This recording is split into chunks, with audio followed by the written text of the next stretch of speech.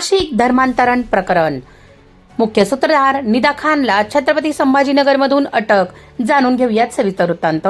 नाशिकमधील एका नामांकित आयटी कंपनीत घडलेल्या धर्मांतरण आणि लव जिहाद प्रकरणाला आता मोठे वळण मिळाले आहे. या प्रकरणातील मुख्य संशयित आरोपी निदा खान हिला नाशिक पोलिसांनी छत्रपती संभाजीनगर येथून अटक केली आहे. न्यायालयाने अटकपूर्व जामीन अर्ज फेटाळल्यानंतर पोलीस तिच्या मागावर होते. अखेर तिला जेरबंद करण्यात पोलिसांना यश आले आहे.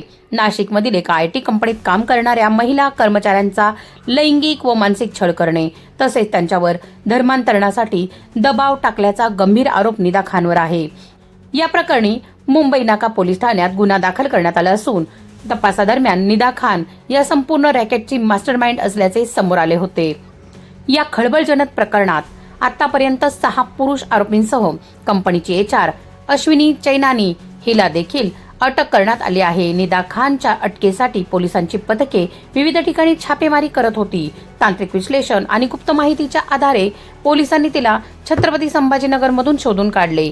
पोलीस सूत्रांनी दिलेल्या माहितीनुसार निदा खानच्या सखोल चौकशीतून या रॅकेटचे आंतरराष्ट्रीय किंवा राज्यस्तरीय धागेदोरे उघड होण्याची शक्यता आहे. या गुन्ह्यात आणखी कोणाचा सहभाग आहे आणि यामागे नेमके कोणते मोठे चेहरे आहेत याचा पर्दाफाश लवकरच होण्याची शक्यता वर्तवण्यात येत आहे. पोलीस आता या प्रकरणाच्या मुळापर्यंत जाण्यासाठी पुढील तपास करत आहेत. शौर्य रणरागिणी न्यूजसाठी ब्युरो रिपोर्ट, नाशिक.